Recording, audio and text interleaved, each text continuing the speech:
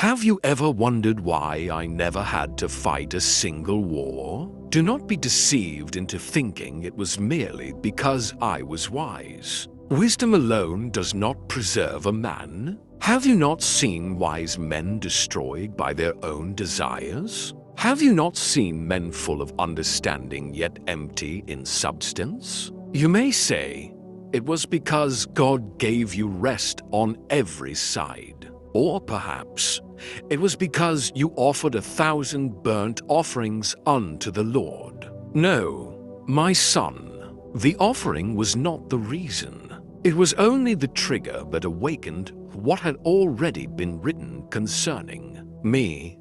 Long before I drew breath, I was a child of prophecy. Before my first cry was heard in the palace, heaven had already spoken my identity. My beginning emerged from one of the darkest seasons of my father David's life. Yet even there, mercy was waiting for me. Before I built the temple, before wisdom flowed from my lips, before kings traveled from distant lands just to hear me speak, before gold flooded my courts and silver became as stones in Jerusalem, God had already marked me. 3 things were declared concerning me at birth. First, the Lord called me Jedediah, beloved of the Lord. Not beloved because I was righteous, not beloved because I earned it, but beloved because mercy chose me.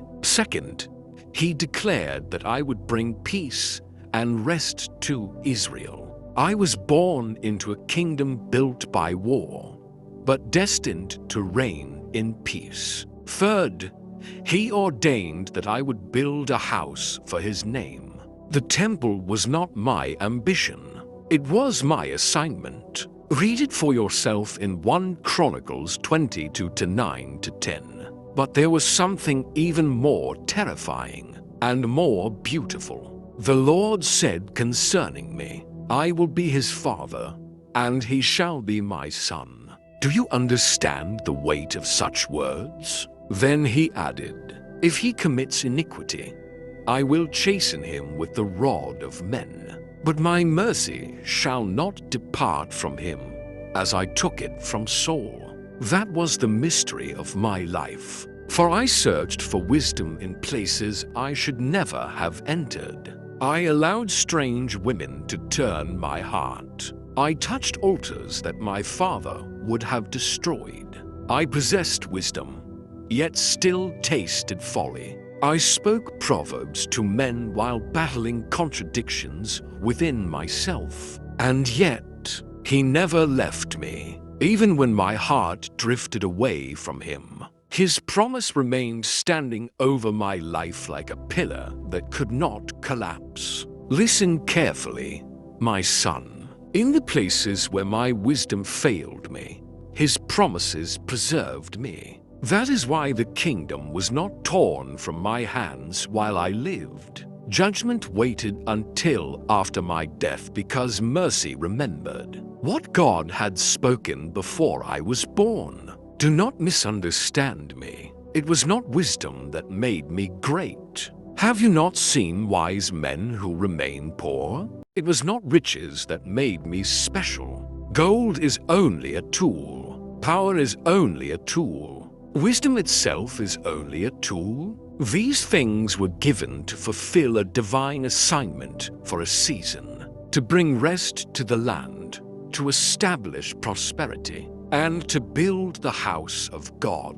That was my purpose. I was marked from birth with an identity that separated me from ordinary men. And hear me carefully. Not all men walk the earth carrying the same weight of destiny. Some men are merely living. Others were spoken by heaven before they arrived. I may not be the perfect example for you to imitate, but neither am I the worst, for I have tasted both glory and corruption. I have seen the heights of wisdom and the depths of vanity. That is why I can speak to you. A man who has only seen light knows little about the nature of darkness, and perhaps You too are marked. There are those upon whom heaven places a hand from birth. Such men may stumble, and yet mercy delays judgment. They may wander, yet still remain strangely preserved. Doors open for them that should have remained shut. Favor follows them even in seasons they do not deserve it. But listen carefully. Delayed consequences are not cancelled consequences. What mercy postpones for one generation may appear in another. So do not abuse grace simply because judgment is silent. A mark of destiny is not permission for rebellion. It is a call to alignment. For the greatest tragedy is not to fail as a man, but to be chosen by God and die having misunderstood why you were chosen.